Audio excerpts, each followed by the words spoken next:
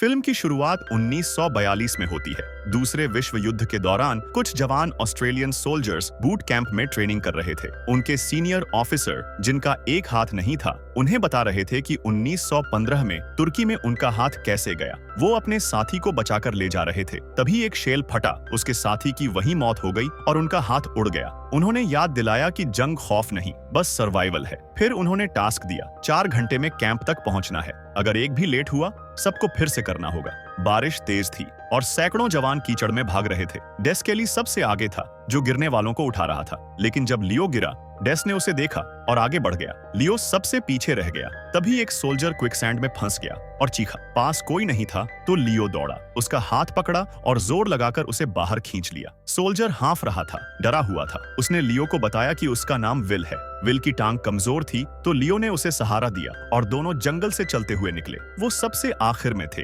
जबकि officer second गिन रहा था और चिल्ला रहा था कि टाइम खत्म होने वाला है। वो दोनों टाइम पर पहुंच गए। ऑफिसर ने लियो और विल को आराम करने और ऑरेंज खाने को कहा। बाकी सबको ट्रेनिंग करनी पड़ी। डेस गुस्से में था, पूछ रहा था ये लोग आराम क्यों कर रहे हैं। ऑफिसर ने कहा, एक साथी की मदद जीत से ज्यादा जरूरी है। उसके बाद सभी ने कई तरह की ट्रेनिंग ली, spike trap, trip wire, explosive और ट्रैप सेट करना। एक रात लियो और विल टेंट में शांत बैठे थे। विल डर रहा था और लियो ने उसे समझाया कि डरना गलत नहीं है। बाद में लियो को याद आया कि वो आर्ची नाम के लड़के के साथ बोट में था। उसने गहरा डाइव लगाया था और आर्ची भी डाइव करना चाहता था। लियो ने उसे कहा कि ये बहुत खतरनाक है। याद धुंधली हुई और वो वापस ट्रेनिंग में आ गया। ट्रेनिंग में सर्जेंट सिखा रहा था कि दुश्मन को पीछे से चुपचाप कैसे गिराना है। उन्होंने थॉम्पसन को आगे बुलाया कि वो मूव दिखाए, फिर सबको अपने पार्टनर के साथ प्रैक्टिस करने को कहा। ट्रेनिंग शुरू होते ही डेस ने अचानक विल को गिरा दिया। बोला उसका हाथ फिसल गया। लियो ने देखा और आगे आकर डेस को गिरा दिया, बोलते हुए कि उसके बूट भी फिसल गए होंगे।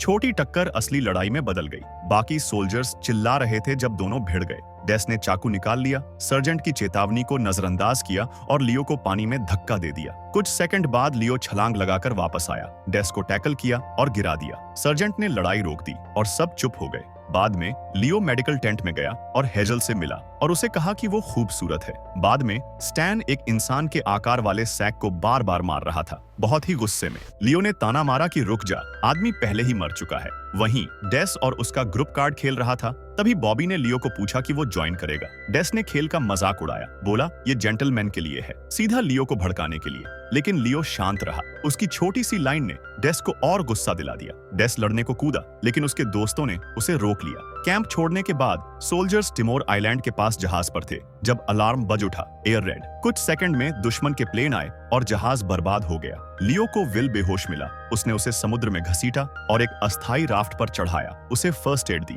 जिससे वो होश में आया, पर अभी भी कमजोर था। लियो ने उसे मजबूत रहने को कहा। लियो पानी में कूदकर बैरल और सामान राफ्ट की तरफ धकेलता रहा और विल को कहा कि सबको बांध दे।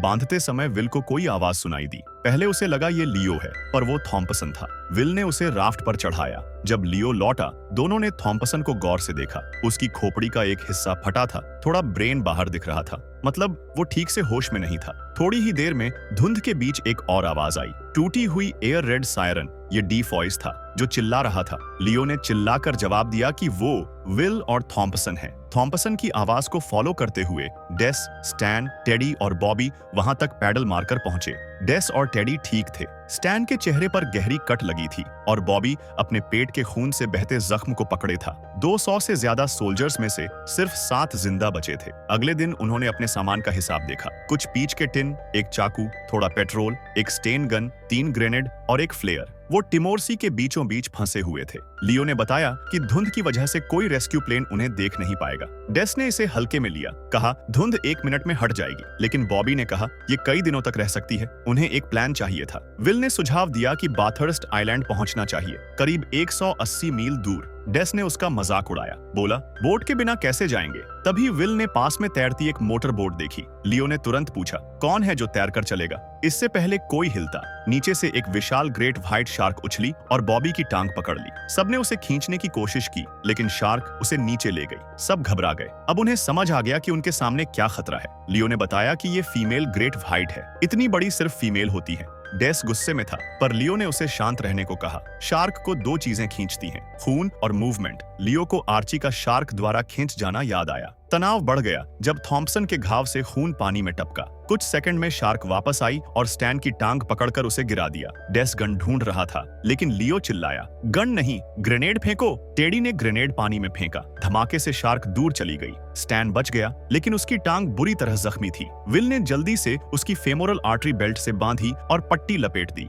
ये बस थोड़ी देर तक ही काम करेगा, लेकिन फिलहाल इससे उसकी जान बची रही। उसी रात थॉम्पसन ने पानी चमकता हुआ देखा। बाकी सब भी देखने आ गए। विल ने बताया कि ये बायोल्यूमिनेसेंस है और सब उसकी खूबसूरती देख हैरान रह गए। स्टैन बहुत कमजोर था और विल ने कहा कि उसे तुरंत मदद चाहिए, नहीं तो वो रात नहीं निकाल पाएगा। फिर लियो ने टॉर्च उठाई और मोटरबोट चेक करने चला गया। डेस ने पूछा वो क्या कर रहा है। लियो ने कहा कि वो पानी में उतरे बिना बोट तक पहुंचने की कोशिश करेगा। डेस ने उसका मजाक उड़ाया, शार्क का डर दिखाया, लेकिन लियो के पास चाकू और ग्रेनेड था। उसने खुद पर रस्सी बांधी और दूसरी तरफ विल को पकड़वाई। डेस ने गन तैयार रखी, जबकि लियो समंदर में तैरते टुकड़ों पर कूदना शुरू हुआ। वो पहले बैरल पर उतरा, फिर दूसरे पर। थोड़ा फिसला लेकिन संभल गया और इससे शार्क ऊपर आ गई। वो तीसरे बैरल पर पहुंचा, फिर थोड़ा मिस हुआ लेकिन गिरा नहीं। तभी शार्क जोर से उभरी। सब चिल्लाए। डेस ने फायर किया, शार्क पीछे हट गई। आखिर लियो मोटरबोट पर कूद गया, रस्सी बांधी और सबको खींचने को कहा। शार्क फिर लौटी, लेकिन लियो ने ग्रेनेड से उसे भगा दिया। वो सेफली राफ्ट पर लौट आया।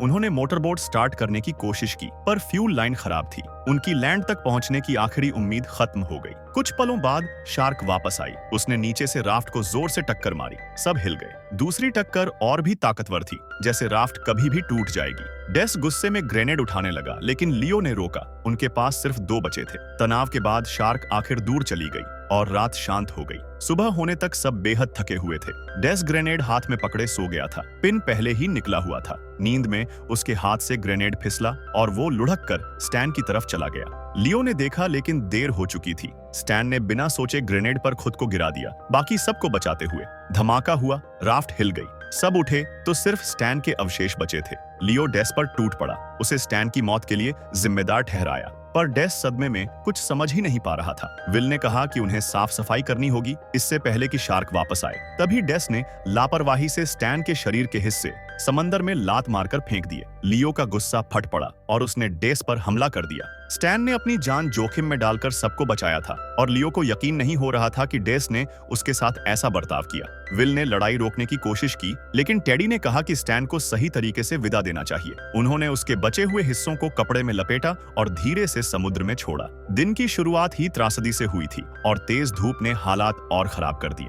लियो ने बैग खोला। उम्मीद थी पीचेस मिलेंगी, लेकिन सिर्फ खाली टिन मिले। किसी ने सब खा लिया था। थॉम्पसन ने कमजोर आवाज में कबूल किया। लियो उसे देखता रह गया, पर गुस्सा नहीं हो पाया। थॉम्पसन अब ठीक दिमाग में नहीं था। वक्त धीरे धीरे कट रहा था। भूख और गर्मी बढ़ती जा रही थी। डेस ने चुप्पी तोड़ते हुए कड़वाहट से कहा कि उसने सोचा था वो गोली से मरेगा, इस तरह नहीं। उसने बताया कि उसका पिता गैलीपोली का सिपाही था, जो सिर में शरपनल लेकर लौटा था, युद्ध से टूटा हुआ। एक रात उसने डेस और उसकी मां पर हमला कर दिया, उन्हें दुश्मन समझकर। डेस को उसी के चलते लड़ना सीखना पड़ा। फिर उसने कहा कि उसके पिता ने फांसी लगा ली और वो उसकी जिंदगी का सबसे अच्छा दिन था। उसने सोचा भी नहीं था कि वो प्यास से खुले समंदर में मरेगा। विल ने धीरे से कहा कि अपना मूत्र पीना उन्हें कुछ दिन और जिंदा रख सकता है। डेस ने मना कर दिया। लियो बिना कुछ बोले उठा, एक बर्तन लिया और पी गया। बाकी घिन से देखते रहे, लेकिन लियो हंस पड़ा। कहा, काफी फ्रेशिंग है। धीरे धीरे सबने मजबूरी में पिया। तभी आसमान काला हुआ, बिजली गड़गी और बारिश शुरू हो गई। सबने जितने बर्तन थे